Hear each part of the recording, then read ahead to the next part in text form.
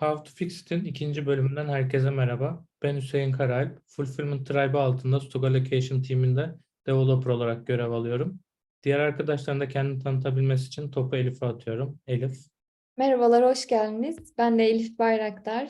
Fulfillment Tribe altında Stock Allocation ekibinde developer olarak çalışıyorum ben de. Deyip sözü Burak'a atayım ben de.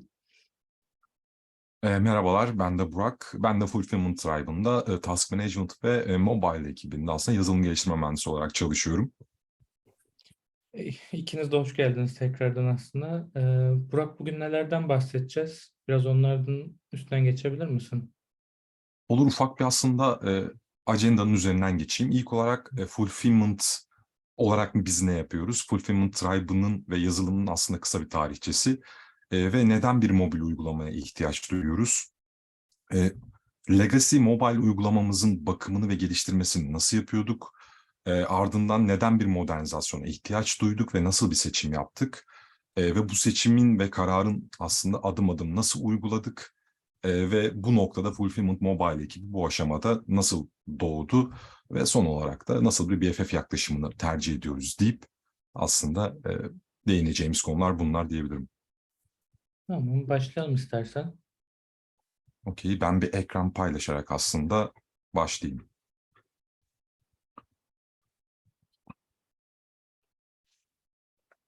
Okeydir.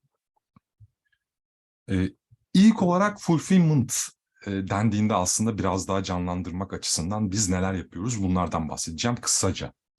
Şimdi bir e-ticaret firmasının işte olmazsa olmaz yeteneklerinden biri aslında fulfillment süreçleridir diyebiliriz. Bu süreç kimi firmalarda aslında outsource edilebilen, kimi firmalarda da insource bir şekilde geliştirilen aslında süreçler diyebilirim. Şimdi fulfillment'ı bu noktada Trendyol içerisinde olabildiğince genel bir şekilde tanımlamak gerekirse sanal olan siparişlerin fiziksel siparişlere dönüştürülerek kargoya, teslime hazır hale getirilmesi diyebiliriz. Şimdi bu çizimdeki fulfillment'a odaklandığımızda kabaca 3 ana süreçten oluşuyor. Daha çok tabii ki high level ya da daha soyut bir çizim burada var. Yani bu 3 ana sürecin altında aslında çok fazla süreçler var diyeyim. Şimdi bunlara kısaca değineyim. Fulfillment Center'larda daha çok stok kazandırdığımız ve kalite kontrol odağı olan inbound süreçleri nedir bunlar? Örnek olarak işte mal kabul ya da iade dediğimiz. Fulfillment Center'dan yine çıkış yaptığımız aslında stokları elden çıkarttığımız ve siparişi tamamen olgunlaştırdığımız outbound süreçleri örnek olarak işte sevk diyebiliriz buraya. Bu süreçlerin arasında da daha çok görev bazlı ilerleyen yani bir siparişten ziyade binlerce aslında sanal siparişi fiziksel olarak olgunlaştırmaya ve sevke hazır hale getirmeye çalıştığımız toplama, ayrıştırma, paketleme gibi alt süreçleri içeren task management diyebiliriz. Buradaki akışı özetlemek gerekirse yani bir örnek vermek ya da hikayeleştirmek gerekirse aslında Trendyol üzerinden herhangi bir platformdan verdiğiniz sipariş onaylandıktan ya da doğrulandıktan sonra eğer bu stock through ya da flow through bir akışa sahipse fulfillment süreci devreye giriyor. İlk olarak işte bu siparişleriniz fiziksel ürünlerle eşleşiyor, toplanıyor, ayrıştırılıyor, paketleniyor ve aslında o turuncu paketlerin haline geliyor diyeyim ve kargoya teslim ediyor ve günün sonunda da aslında kapınıza kadar geliyor diyelim. Burada aslında daha çok e-ticaret süreçlerinin neresinde konumlanıyoruz, ne gibi problemlere odaklanıyoruz ve çözmeye çalışıyoruz bunlardan bahsetmeye çalıştım. Okay, buradan devam edeyim. Şimdi kısaca Tribe'ın ve kullandığımız uygulamaların geçmişinden de bahsetmek istiyorum burada. Ben Trendyol'a dahil olduğum yaklaşık olarak 2017 yılı sonuydu. Aşamada fulfillment süreçleri için third party bir uygulama kullanılıyordu. Aslında bu noktaya kadar farklı farklı birden fazla third party uygulamada kullanılmıştı. Bu monolit third party uygulama o dönemin şartlarına ve ihtiyaçlarına göre amacını başarılı bir şekilde yerine getirdi. Fakat bu noktadan sonra Trendyol'un orta ve uzun vadeli planlarını baz alarak gerek müşterinin taleplerinin daha hızlı bir şekilde karşılanması, gerekse de hacimsel artış anlamında artık bazı problemler yaşamaya başladık. Gün yüzüne çıktı diyebilirim. Gün geçtikçe aslında yeni fulfillment center'lar Trendyol'a dahil oluyordu ve dolayısıyla da ciddi bir hacimsel artış vardı. Hem stok anlamında hem de operasyonel anlamda diyeyim. Ve aslında bazı performans problemleri de yaşamaya başladık. Aynı zamanda fulfillment center'lardaki müşterilerimizin ihtiyaçlarının ya da isteklerinin de giderilmesi artık daha uzun süreler almaya başlamıştı. En soldaki çizime biraz daha odaklanacağım. Burada bir third party uygulama var ve biz göbekten aslında bağımlıyız. Bu uygulamanın aynı zamanda danışmanları var ve internal olarak da bir ekip bu uygulamaya bazı geliştirmeleri ve bakımları da yapıyor. Aslında daha çok core değişiklikler anlamında danışmanlar üzerinde ilerlerken müşterinin istekleri, isterleri bazında da daha çok internal ekiple ilerliyoruz diyebilirim. Bu noktada bir dönüşüm kararı alındı, tartışıldı ve mikroservis dönüşüme karar verildi diyeyim. Bu dönüşümde aslında girişte bahsettiğim o süreçler bir ekip halinde ayrı birer mikroservise dönüştürülmeye başlandı. Şimdi buradaki aslında canlıya geçiş diyeyim stratejimiz bir Big Bang aç kapa ya da tüm uygulamayı yazalım bir anda geçelim gibi bir strateji değildi. Çünkü bu strateji uygulamak ciddi anlamda risk barındırıyordu. Yani 3 ana aslında süreçten bahsettim ama çok fazla alt süreç var ve bunlar birbirleriyle bağımlı. Dolayısıyla biz de modül bir geçiş stratejisine yöneldik ve başladık. Dolayısıyla bu noktada hala third party legacy diye adlandırdığımız artık uygulamaya bağımlılığımız devam ediyordu. Güncel duruma bakarsak mikroservis aslında geçişini tamamlamış durumdayız ve third party uygulamaya herhangi bir bağımlılığımız kalmadı. Tabii bu süreçte ekip de büyümeye devam etti. Aynı zamanda domainler de olgunlaşmaya başladı. Aslında tek bir büyük ekipten ziyade reteaming yaparak daha domain, daha product odaklı ekipler meydana geldi diyebiliriz en sağda gördüğünüz üzere. Burak, benim burada bir sorum var. İstersen izleyicilerimiz için de açıklamış olalım. Fulfillment Tribe diyoruz ve bu tribe'ın altındaki ekiplerden bahsediyoruz. Üçüncü şekilde bahsettiğin üzere. Tribe kaç kişiden oluşuyor ve kaç ekibimiz var? Bir de kaç mikroservisimiz var? Bunlara da değinebilir misin kısaca? Tabii ki hani kabaca aslında bunları da cevaplandırmaya çalışayım. Yaklaşık 220'ye yakın mikroservisimiz var. Ve tribe'ımız da aslında yine yaklaşık diyorum çünkü her an değişebiliyor. 80 kişiden ve 8 ekipten oluşuyoruz şu an için. Yani daha çok büyüyoruz falan böyle bazen net rakamlar vermekte zorlanıyorum. Teşekkürler. Okey. Tamam, ajandadaki bir sonraki başlığa geçeceğim ben de. Aslında neden bir mobile uygulamaya, app'e ihtiyacımız var? Bundan bahsedeceğim.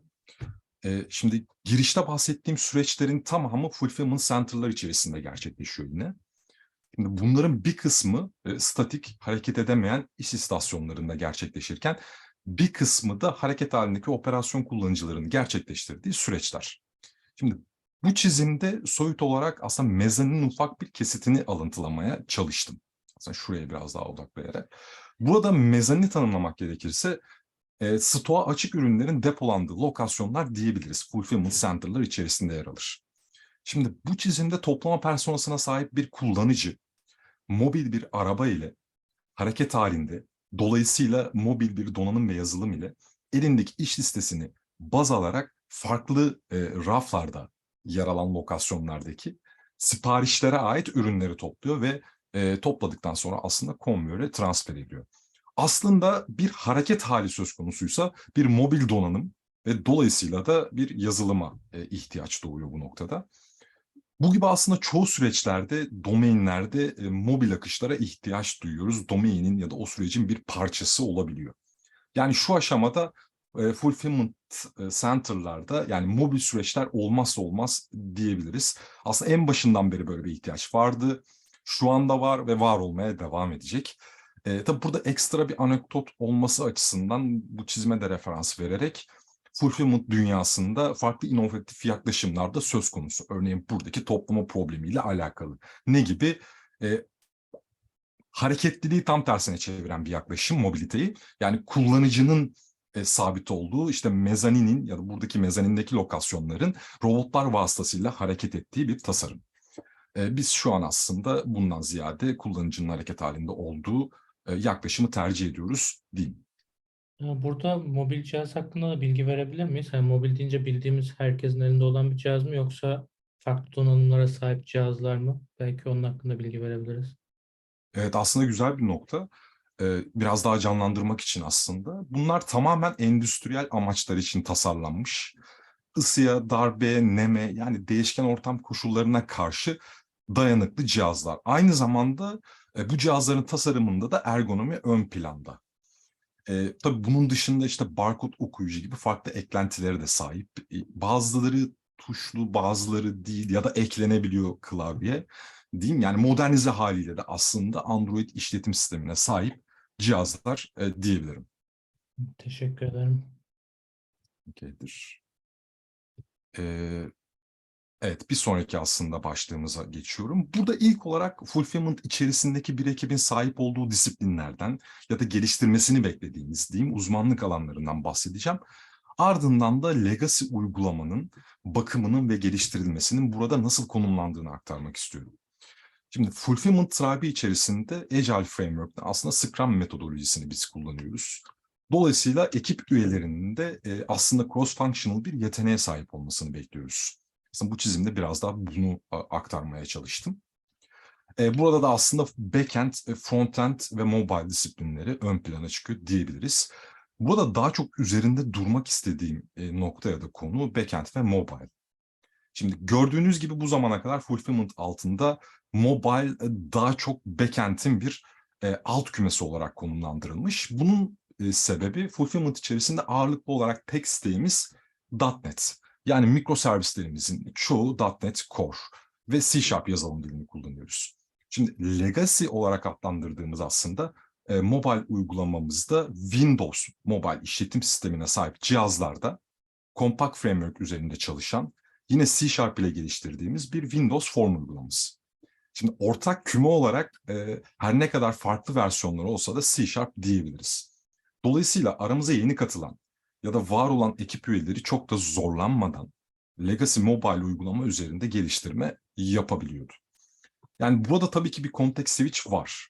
Fakat bu context switch yaparkenki zorlanma ya da o cognitive load dediğimiz, özellikle intrinsic cognitive load dediğimiz artışı çok da gözlemlemiyorduk. Öyle söyleyebilirim. Şimdi bu noktada yaklaşık olarak 2019 yılında işte Microsoft Windows Mobile işletim sisteminin long term support'unu sonlandırdı, bunu açıkladı. Tabii Compact Framework da aslında legacy bir hale gelmişti. Aynı zamanda donanımsal olarak da bir modernizasyon ihtiyacımız da vardı, cihazlar anlamında diyeyim. Yani Windows Mobile işletim sistemine sahip cihazları da yenilemeye başladık. Burada hem sistem ekipleri hem de domain ekipleri olarak yeni geliştirme ortamının bir kararını vermemiz gerekiyordu. Sistem tarafında yeni cihazların Android işletim sistemine sahip cihazlar olacağı kararı alınmıştı. Domain ekipleri olarak yeni geliştirme ortamının işte bizim de kararını vermemiz gerekiyordu diyeyim. Tam da bu noktaya geleyim. Şimdi bu noktada bütün ekiplerin dahil olduğu ki o zaman tabii burada birazcık daha zamanı vermek kıymetli. Yani 2020'nin başlarında diyebilirim. O dönemin şartlarına göre aslında bu deneyimi aktarıyorum size. Yaklaşık 3 ekip vardı. Yani tek bir büyük ekip olarak yeni geliştirme ortamımızın kararını vermek için bir araya geldik. Aslında bir toplantı serisine başladık bu noktada. Burada tabii aday teknolojiler, yaklaşımlar, platformlar vardı. Ağırlıklı olarak ön plana çıkan Flutter, React Native ve Kotlin diyebiliriz. Şimdi bu noktada 3 ana gruba bölünerek ilerledik. Yani her teknolojinin aslında bir savunucusu vardı. Bu gruplar kendi içerisinde bu teknolojilerin avantajlarını, dezavantajlarını, aynı zamanda diğer teknolojileri de benchmarklarını da araştırmaya başladılar. Bu toplantıların sonunda bu pros, cons ve benchmarklardan da faydalanılarak ekip aslında Kotlin'i tercih etti. Tabii bu yaklaşık 2019 yılında da aslında Google'da Android Development için Kotlin First bir yaklaşım sergileyeceğini de açıklamıştı burada. Bak burada Kotlin'i ön plana çıkaran avantajları neydi aslında? Neden ekibimiz Kotlin'i seçti? Ondan da istersen bahsedelim seyircilerimize. Evet, biraz daha aydın, kesinlikle katılıyorum. Şimdi burada aslında biraz daha başlıklardan bahsedeyim o zaman bu çalışmanın ilerlediği. Neydi o? İşte Community Support, UI Component ve Development API, Developer Productivity, Performance Testing Support, DevOps and CI/CD Support gibi aslında başlıklarımız vardı. Şimdi bu başlıkları değerlendirdiğimizde tabii o dönemin şartlarından bahsediyorum burada. Kotlin daha çok ön plana çıkıyordu. Örneğin işte community anlamında, işte Developer Productivity, Performance, çünkü native bir işletim, ya aslında endüstriyel bir uygulama geliştiriyoruz. Bu endüstriyel uygulamada zamanla aslında cihazın gerçekten native özelliklerini çok rahat ve performanslı kullanması gerekiyordu. Ya da APK, yani APK üretirken aslında APK'nın da performanslı ya da boyutu da anlam kazanıyordu uygulamanın aslında gelişmesiyle de beraber. Daha çok bu saydığım başlıklarda Kotlin bir adım daha öndeydi o dönemin şartlarına göre diyebilirim. Burada Flutter'da mesela aslında Google'ın sahiplendiği ve arkasında durduğu bir yaklaşım. Tabii daha çok işte multi platform ya da cross platform dediğimiz bir ihtiyaçta ön plana çıkıyor diyebilirim. Aslında bu saydığım başlıklarda Kotlin daha ön plandaydı. Yani aslında bir popülaritenin peşine gitmedik burada. Bir Yok, protokol çıkarmış olduk. Evet.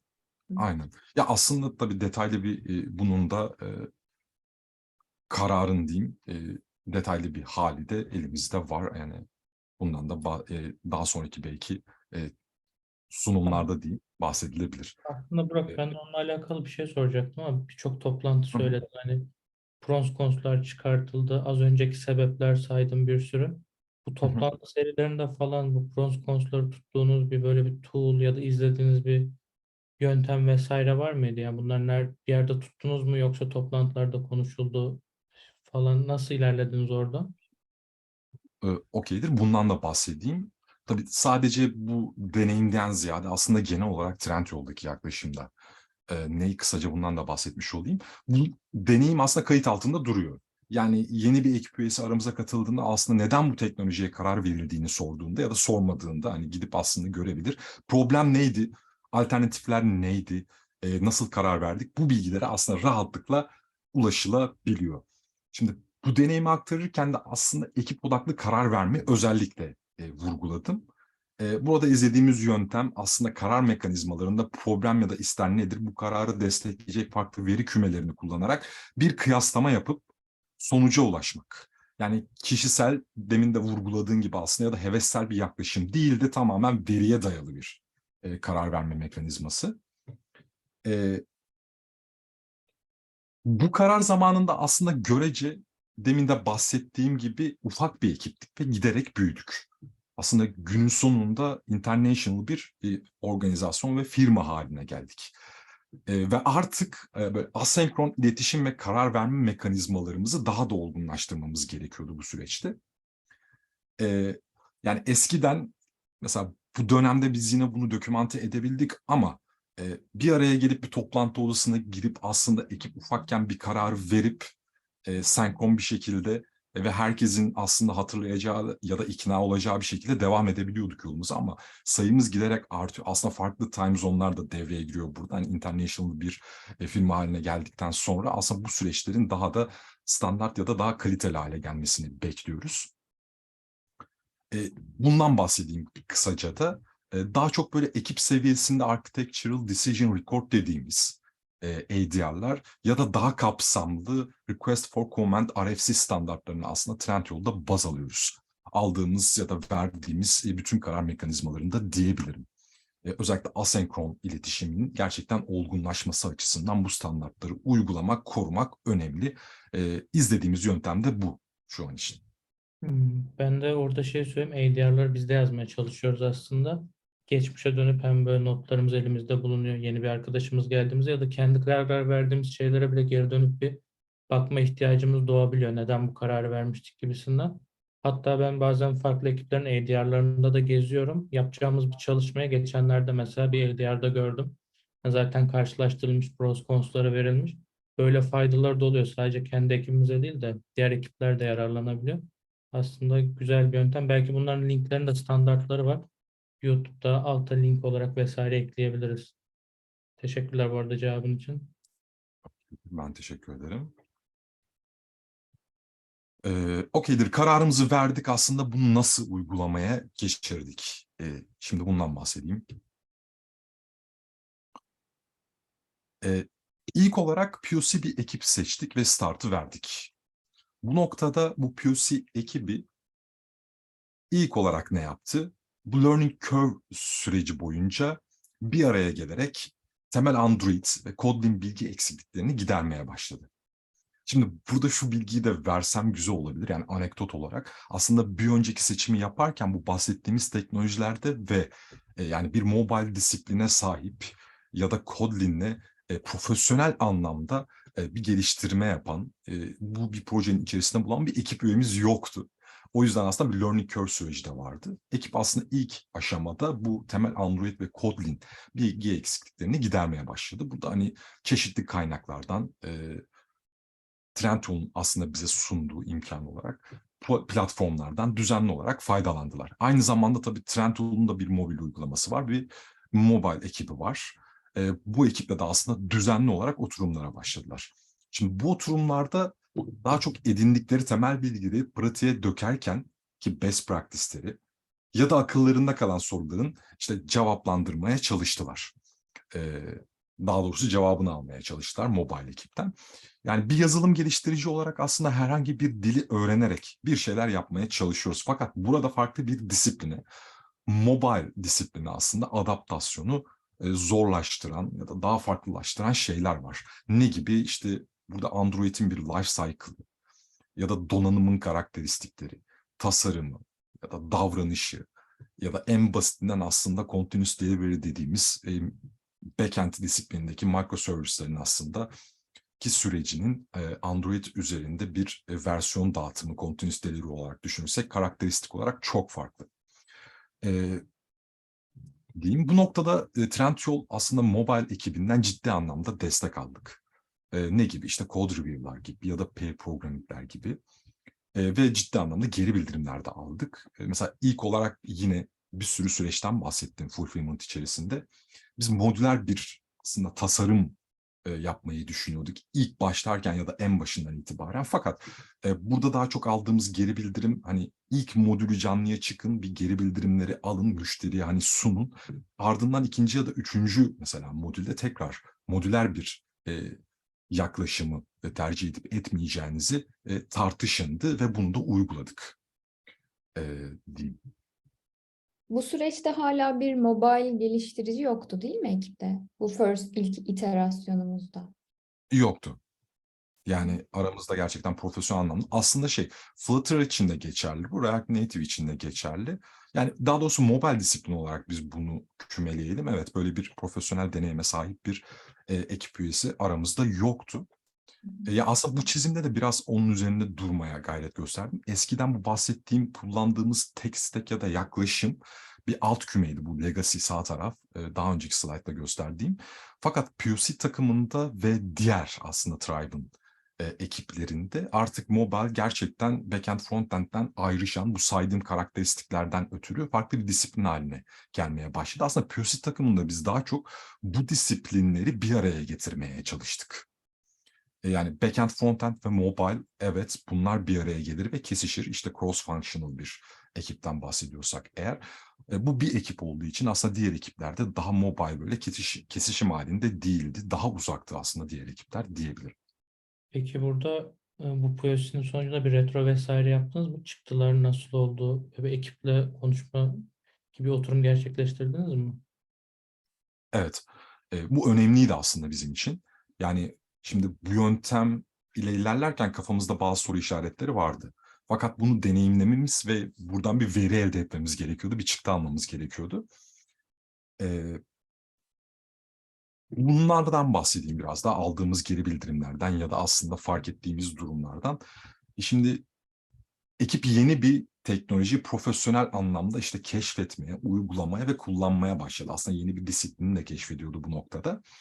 Şimdi tırnak içerisinde aslında ekibin teknik o açlığını ciddi anlamda gideren bir süreç bu. Bu noktada ekibin motivasyonu gerçekten yüksekti. Bunu hani biz learning curve sürecinde de gerçekten gördük diyeyim. Ekip bayağı dedike, motive olmuş ve fokuslu bir şekilde ilerliyordu. Diğer geri bildirimlerden de bahsedeyim.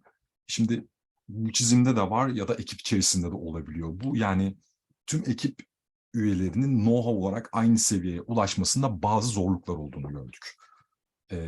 Aslında bir ekip içerisinde bu know-how edinildikten sonra diğer ekip üyelerine de ya da diğer ekiplere de aktarılması gerekiyor. Tabii burada sadece bu bahsettiğim yazılımı nasıl geliştiriyoruzdan ziyade bu disipline aktarmaktan bahsediyorum. Yani tasarımından tutun da demin saydığım gibi bu deployment stratejisine kadar. Context Switch ile alakalı bir geri bildirim aldık. Aslında legacy mobile uygulamanın geliştirilmesinde de bu vardı. Fakat burada yeni bir disiplin olduğu için bu intrinsic cognitive load dediğimiz artış ya da oradaki yükseliş çok daha fazlaydı. Bunun yanında cross-functional bir ekip sprint içerisinde müşterinin diyeyim isteğine göre bu istek bize bir web uygulaması üzerinden ya da farklı bir yazılım ekibi Tribe içerisinde bizim müşterimiz olabiliyor. Ve buna artık ek olarak da mobile bir client yani Android üzerinden de gelmeye başladı. Tabii ekibin bu birazcık daha odağını dağıttı diyebilirim ve context switch'leri problem anlamında ya da iş ihtiyacı anlamında da arttırmaya başladı. Aslında biz product ya da domain ekiplerinden bu German Cognitive Load artışının yüksek olmasını bekleriz. Yani bir uygulamaya daha outcome'u daha nasıl arttırabilirim, daha nasıl bir iyi ürün çıkartabilirim konusunda. Fakat burada bir düşüş olmaya başladı. Tabii buna ek olarak da yine cross-functional bir ekip izliyorum sürekli. Ekip içerisinde devin test rolüne sahip ekip üyeleri de var. Burada tabii otomasyon odaklı bir yaklaşım sergiliyoruz. Burada aslında mobil uygulamanın otomasyonu olarak da ayrı bir disiplin oluşmaya başladı ya da gerekiyordu. Yani orayı da keşfetmemiz gerekiyordu bir yandan. Tabii aramıza yeni katılan bir ekip üyesi de artık backend frontend'e ek olarak mobile disiplini de öğrenmesi, edinmesi aslında gerekiyordu diyeyim. Son olarak da bu yaklaşımları sergilerken aslında bir backend for frontend yaklaşımına da geçmeye çalıştık. Diyeyim bu da yeni kazandığımız, yeni edindiğimiz bir deneyim oldu. Evet, teknik anlamda yine doyurucu bir şey. Fakat bu context switch'ler anlamında ya da yeni bir şeyi öğrenmek anlamında zorlayan bir yük artışı oldu diyebilirim. Teşekkürler. Okeydir. Devam edeyim. İlk olarak aslında burada POC ekibi misyonunu tamamladı. Altyapı kuruldu, canlıya çıkıldı, uygulama kullanılmaya başlandı. Bu saydığım geri bildirimler üzerine aslında biz ikinci iterasyonda nasıl yaklaşımlar olabilir? Bunun üzerine çalışmaya başladık. Evet, şunu hemen biraz küçülteyim. Daha net görünmesi açısından.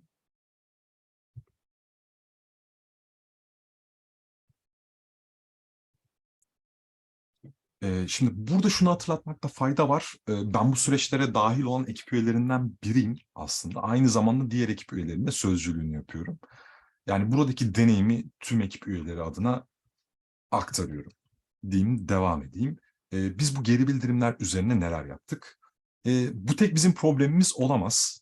Yani bu aşamada mobil frontend, backend ihtiyacı olan e-ticaret olsun ya da olmasın, yurt içi ya da yurt dışı aslında tüm firmaların, teknoloji ekiplerinin getirdiği, uyguladığı aslında çözüm önerilerini gerek bloklarından gerekse de çeşitli kaynaklardan edinmeye başladık, çalıştık diyeyim. Tabii bu seçenekleri ve yaklaşımları oluştururken bizim constraintlerimiz Trendyol'un kültürleri ve way of working'iydi. Yani bunlara aykırı aslında bir yaklaşım ya da bir seçenek sunmamak. Özen gösterdiğimiz noktalar bunlar. Şimdi ilk yaklaşıma değineyim bu noktada. Şimdi ilk yaklaşımda aslında gördüğünüz gibi mobile disipline sahip ekip üyelerini domain ekiplerinden ayrı, izole bir ekip haline getirebilmek. Burada avantaj ve dezavantajlardan bahsederken aslında iş akışları üzerinden de geçmek istiyorum ki daha rahat kıyaslama yapabilelim. Şimdi iş akışına bakalım.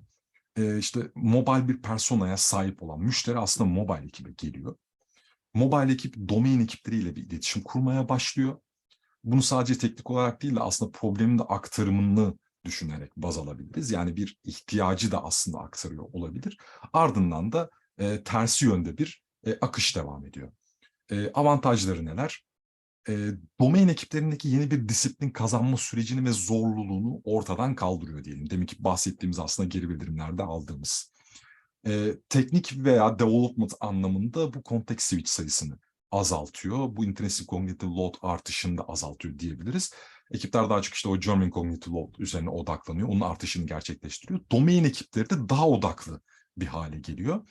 Bunun yanında da tamamen mobile dünyanın problemlerine ve personalarına aslında çözüm üreten daha odaklı bir mobile ekip de oluşuyor.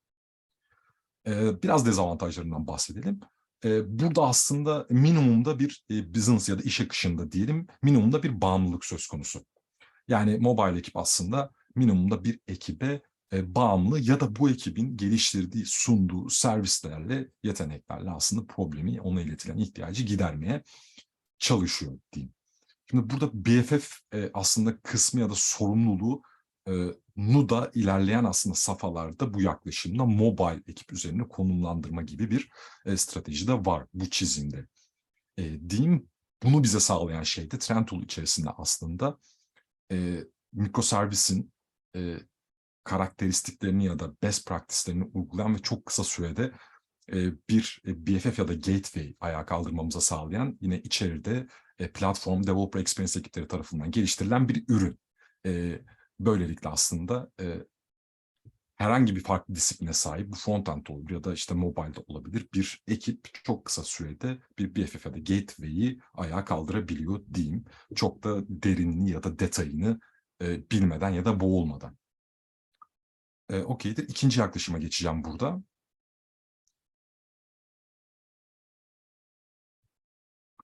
Şimdi burada fark ettiğiniz gibi aslında birinci yaklaşıma ek olarak aslında yine mobile disipline artı BFF yaklaşımına da göre ayrı izole ekipler oluşturmak ya da meydana getirmek.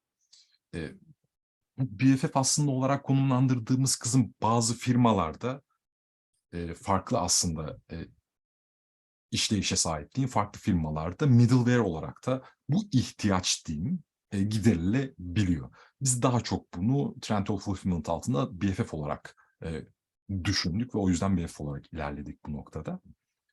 Avantajlarından bahsedeyim burada. Tabii iş akışına değineyim hemen. Burada yine bir mobile persona sahip bir müşteri var. Bir ihtiyacı var. Mobile ekibe geliyor. Aslında mobile ekip de BFF ekibiyle irtibata geçiyor. BFF ekibi de gerektiğinde yine domain ekipleriyle aslında ihtiyacı geçiyor. Yani iletişim noktası bir BFF, iki aslında bir en az domain ekibi ve tersi yönde bir akışla da beraber müşterinin ihtiyacı gideriliyor. Avantajlarına değinelim. BFF'in de sorumluluğunu ayırdığımızda gerçekten bu noktada çok daha odaklı bir aslında takımlar meydana getirmiş oluyoruz. Yani herkes kendi dünyasından, kendi problemine odaklı ekipler haline gelmiş oluyor. Dezavantajlarına bakalım. Burada iletişim anlamında minimum aslında iki bağımlılık oluşturmuş oluyoruz. Yani mobile ekip ihtiyacı BFF ekibine, onlar da gerektiğinde işte domain ekiplerine ya da onların sunduğu diyeyim yeteneklerden faydalanarak ilerletiyorlar.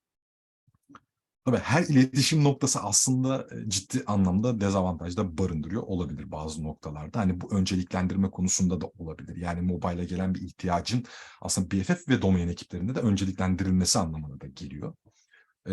Diyeyim, üçüncü yaklaşıma geçeyim bu noktada. Bu alternatif aslında biraz daha ilk bakıldığında hani POC takımındaki ilerleyişe benziyor ama ciddi bir farklılığı var. Yani cross-functional bir ekip yapısında mobile disiplin bazında ayrışan bir ekip yapısından ya da ekibin oluşmasından bahsediyoruz. Aslında şurası bir ekip, mobile burada bir kesişime sahip değil. Yani ekipte cross-functional, bu çizime bakarak 3 ekip üyesi ve sadece mobile'e odaklanan 2 ekip üyesi var diyebiliriz. Yani mobile disiplin kümesinin herhangi bir kesişimi burada bulunmuyor. İş akışına baktığımızda aslında müşteri direkt olarak tek bir ekibi tanıyor. Ve bu ekibe aslında ihtiyacını iletiyor ve bu ekip kendi içerisinde bu ihtiyacı gideriyor diyeyim ve tekrar müşteriye dönüyor.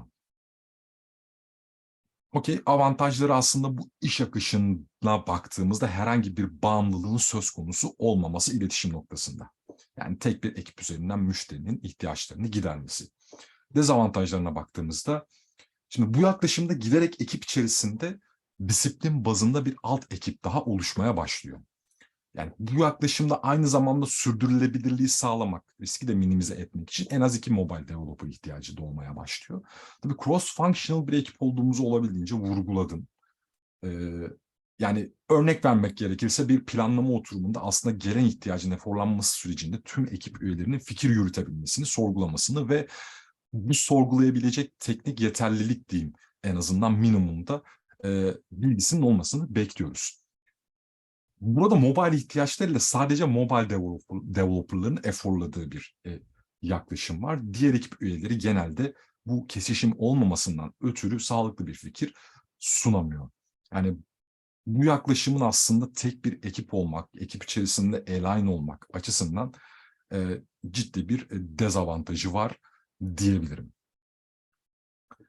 Şimdi bu 3 alternatifi oluşturduğumuz aslında aktarmaya çalıştım. Biz hangisini seçtik bu 3 alternatiflerden? Bu pros ve cons'ları yine bir araya koyarak bizim burada seçtiğimiz yaklaşım ilk yaklaşım.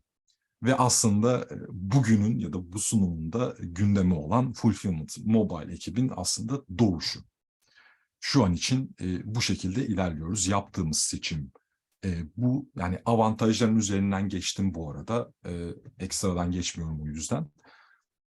Bu seçimle ilerliyoruz. Burada geri bildirimler oldu mu Burak? Yani bu seçimi, bunu seçtiniz.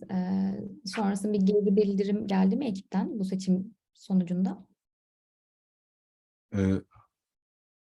Evet, yani oturup aslında şeyi konuşuyoruz. Yani bu POC takımındaki deneyimi biliyoruz. Oradan aldığımız geri bildirimler var. Bu yaklaşım, işte bu geri bildirimlerle beraber seçenekler oluştu. Bu yaklaşımı tercih ettik ve şu an nasıl ilerlediğine dair hem domain ekiplerinden hem de mobile ekipten aslında geri bildirimler alıyoruz. Mesela burada dezavantaj olarak saydığım bir nokta şeydi, iletişim noktasıydı. Şimdi bunu özellikle mesela geri bildirimlerini almak istiyoruz. Yani Fulfillment Mobile ekibinin diğer domain ekipleriyle iletişim noktalarındaki süreci nasıl ilerliyor? Bir engel oluyor mu? Ya da bunun önüne nasıl geçebiliriz? Çünkü bunun bir dezavantaj olacağını biliyoruz. Dolayısıyla buna göre de bir önlem olarak ilerliyoruz. Şimdi domain ekiplerinden gelen aslında geri bildirimler demin saydığım avantajlardan dolayı gayet olumlu diyebilirim. Yani yapıcı geri bildirimler bunlar. İşte yeni farklı bir disiplinin aslında ekip üyelerinde kazandırılmasının zorluluğu ya da odaklanma ya da o cognitive load artışı istedikleri, yani Germany'de dolu bir artış, context switch'ler aynı şekilde azalması, teknik ve development ya da işte problem anlamında. Bunlar şu an aldığımız geri bildirimler, dezavantaj noktasına da ciddi anlamda avantaja çevirmiş durumdayız. Tabii burada Trendyol'un da kültürleri devreye giriyor. Yani biz bir ekibiz yaklaşımın içerisinde çok sıkı bağlı olduğumuz bir yaklaşım. Yani bir fulfillment tribe'ının problemidir. Aslında fulfillment ekipleri içerisinde gerçekleşen bir proje ya da feature ya da neyse. Dolayısıyla bütün ekipler bunu göze alır. Ekipten ziyade, kendi ekibinden ziyade. Bunun outcome'ına bakarlar yani. Dolayısıyla şu an aldığımız geri bildirimler bu yönde diyeyim. Süper. Peki bir sorum daha var. Fulfillment Mobile ekibi hakkında kısaca bilgi verebilir misin bize? Olur. Burada değinmekte fayda var bence de. Biz aslında şu an 4 developer, bir developer in test olarak bir ekibimiz var. Burada Fulfillment ve Mobile'ı böyle odakladık. Konuşurken aslında Android'den bahsettik falan ama Mobile ekibin aslında odaklandığı ya da çözmeye çalıştığı Fulfillment içerisindeki aslında problemler, bir örnekte bahsetmiştim. Daha çok mobil, yani hareket halinde olan ve burada bir donanım varsa ve bu donanımda da bir yazılım varsa aslında bu yazılımın bakımı ve geliştirilmesi. Yani bu gün bazında şu an için Android olabilir ama yarın öbür gün mesela endüstriyel alanda daha çok diyeyim, belki biliyorsunuzdur ya da takip ediyorsunuzdur, işte akıllı giyilebilir, özellikle ele ya da bileğe takılan cihazlar var. Mesela eğer bunları da daha aktif olarak kullanmaya başlarsak içeride, mesela bu da bir mobile ekibin derdi ya da problemi olacak. Tabii şu an ağırlıklı olarak Android diyebiliriz. teknoloji bazında. Yani şey anlamında, yani mobile'ı biraz daha açmak anlamında güzel bir şey oldu, fırsat oldu benim için de. Sorduğun için teşekkür ederim. Rica ederim. Okeydir. Şimdi burada aslında böyle BFF'lere de biraz değindik. Hemen nasıl bir BFF yaklaşım var içeride kullandığımız. Bundan da kısaca bahsedeyim. Tabii ilk mobile disiplini elde ederken bunun öncesinde tabii legacy bir mobile app vardı. İşte outsource edilen, daha sonrasında insource olarak geliştirilmeye devam edilen. Bizim orada aslında uygulanan ya da uyguladığımız fakat dezavantajlarını ciddi anlamda gördüğümüz bir yaklaşım vardı. Neydi bu? Client üzerinde business barındırmak. Yani iş kuralları barındırmak. Bunun ciddi anlamda dezavantajını gördük. Bir de bu karakteristik olarak yani bir business validasyonunu sen mikroserviste değiştiğinde aslında hemen deployment'ını yapıyorsun ve milisaniyeler içerisinde gerçekten görüyorsun ya, yani çıkar çıkmaz aslında. İşte mobile client'larda bu böyle olmuyor. Yani bir deployment yapıyorsunuz. O cihaz aldı, bu cihaz almadı. O kadar süre sonra aldı, bu kadar süre sonra aldı gibi ciddi anlamda dezavantajları var. Yani bizim de bir backend for, tabi bunların dışında bu business'lar BFF'den ziyade domain ekiplerinin sorumluluğunda olmalı. Burada tabii BFF'ler biraz daha bu noktada hani mobile client'ın istediği data structure'da ya da standartlarda ya da aggregation'larda diyeyim dataların elde edilmesi kısmıyla alakalı.